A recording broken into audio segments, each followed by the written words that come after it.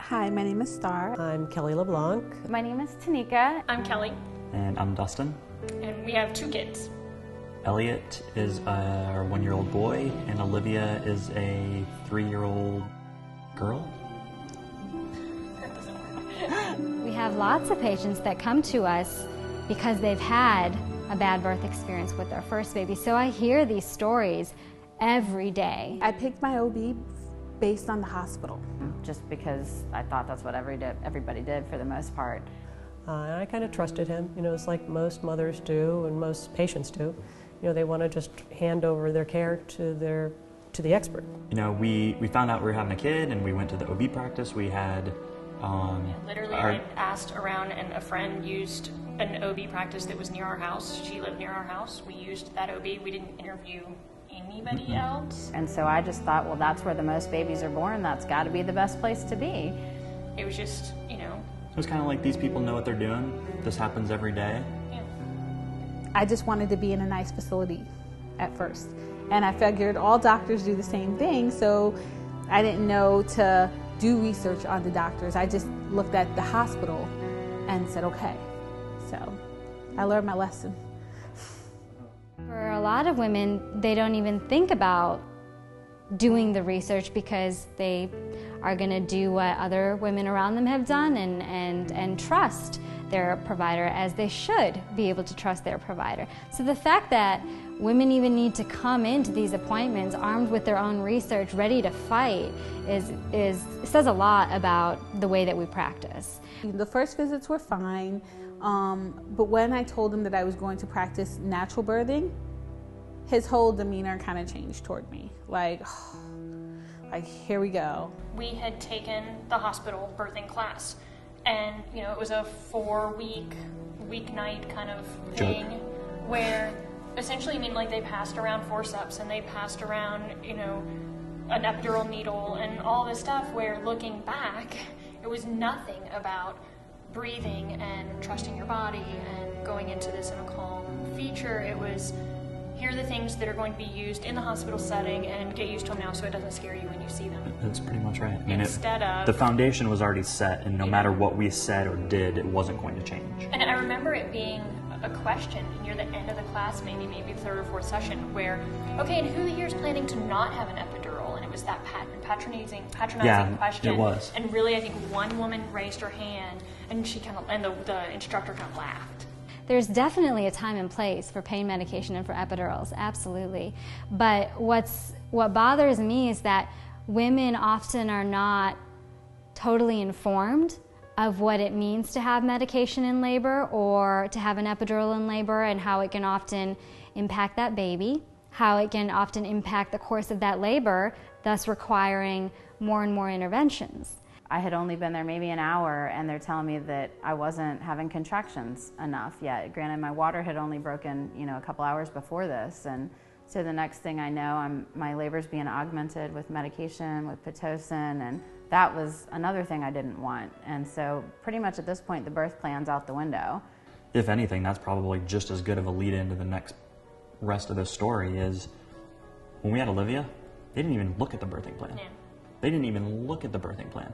I mean, it was just like a whole host of all these things that I had said I didn't want to have done, and they just kept coming at me with all of the items. And then The OB said that, well, you've lost your mucus plug, we need to induce you. So I was induced the next day. My girlfriend, who I wanted to have in the room with us, she was there the whole time, and they wouldn't let her come back because we were still in triage and all this stuff. And you know, and that was one of my 2 support people, and they wouldn't let her back. And talk about feeling powerless at that point. And like the nurses would come by and say to me, if it's because of your husband that you know, if he's telling you can't do drugs, you know, you can use pain medication. It's not going to hurt the baby. Okay, well, you know, we've really got to get this going. We've got to get this progressing. There's a new Law and Order tonight. Come on, we've got to get this going. They keep coming in here. They keep telling me that if I don't progress any sooner, like, they may end up having to do a C-section. I don't know. Something's wrong. We're going to have to just do this. I can't deal with the pain anymore. And so that's when I went ahead and got the epidural. I wasn't dilating and wasn't progressing, and I had a C-section. You know, she's not a very good pusher, and just feeling degraded right then. 45 minutes later, she comes in and she's like, yeah, I'm sorry, you're not far enough. We're gonna, the baby's in distress and we're gonna have to do a C-section. And as soon as she said it, they had the table of all the materials and things. And before she could even get the sentence out, the nurse is packing all of that up, shoving it in a cabinet.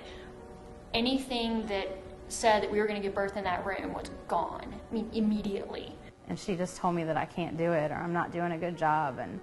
And I knew in the back of my head, because I had read that the epidural would make you not be, as effective in pushing, and I knew it wasn't me, but I felt broken after she told me that. And then they kind of started threatening me. I think they thought that if they could motivate me with fear that I would push harder. And I said to the anesthesiologist, I think I'm feeling too much.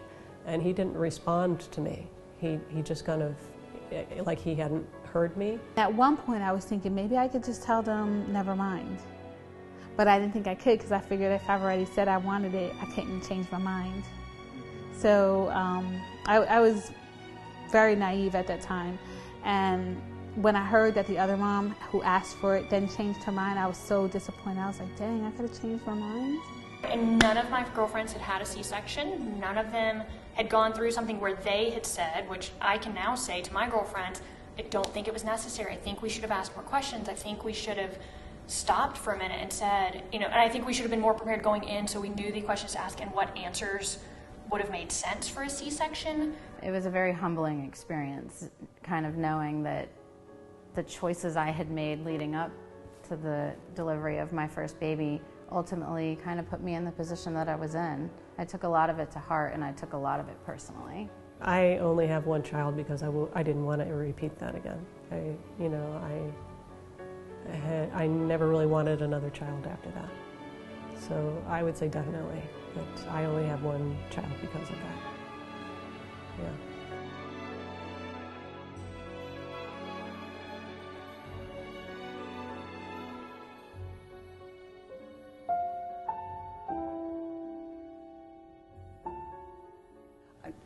I didn't know. When I was a little girl and I was reading biography after biography, my whole goal in life was that I wanted to grow up and change the world and do something really important and to really make an impact on the world. You have a city of 4+ million people, and everyone thinks the birth or the delivery is the experience that you see at a hospital. There is an element that wants a birth experience, and that's a more natural process, and you're not going to probably get that in a hospital. And I think that's why I've dedicated my career to being a midwife, is because I believe that birth matters. And what I want for women, what I want for my sisters and my friends, is to have a place.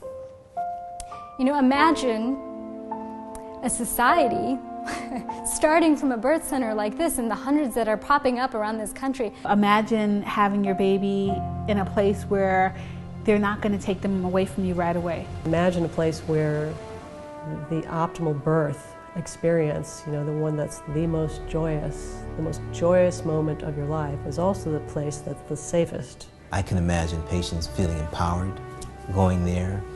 I can imagine patients saying to themselves when they first discover that they're pregnant, not fearing what is going to happen, but anticipating something great happening at the end.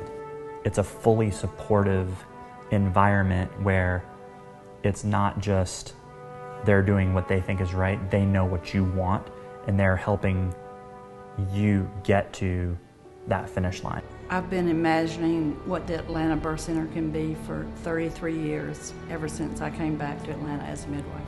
Imagine our children and our daughters raising their families in a society where birth mattered. Imagine that. Grab your baby. Grab your baby. Oh my God! Oh my God! Oh my God! I get it! Oh my God! I get it! Oh my God, baby! Oh my God! Oh my God! Oh my God! Oh my God! Oh my God! Oh. Can I see the bow? There you go. There you go. There you go. Can I see the bow? We did it! We did it! And so Yep, you're absolutely right. I'm not planning on having any more children. I'm done. But I just think that it's such a cool thing that Atlanta have the opportunity to have a birth center, because I didn't have it, and while it would just be selfish of me if I could help and I didn't, because it's not going to impact me. Well, Atlanta Birth Center really needs your help. Bring birth back. Bring birth back. Bring birth back. Bring birth back. Bring birth back. Bring birth back. The way that we were all brought into this world, how we were meant to be brought into this world, was with a village around us of other women to help us through that pregnancy and birth process, of other children and men who were working together to support not just their individual self or individual family, but their whole community. That's something that's really missing here in the United States. And so we need to bring birth back to that place, because it does take a village. And that's what every single child who's born into this world deserves.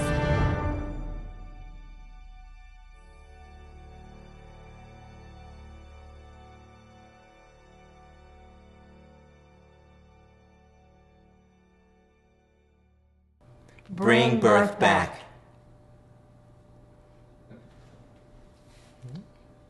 I thought we were together that day.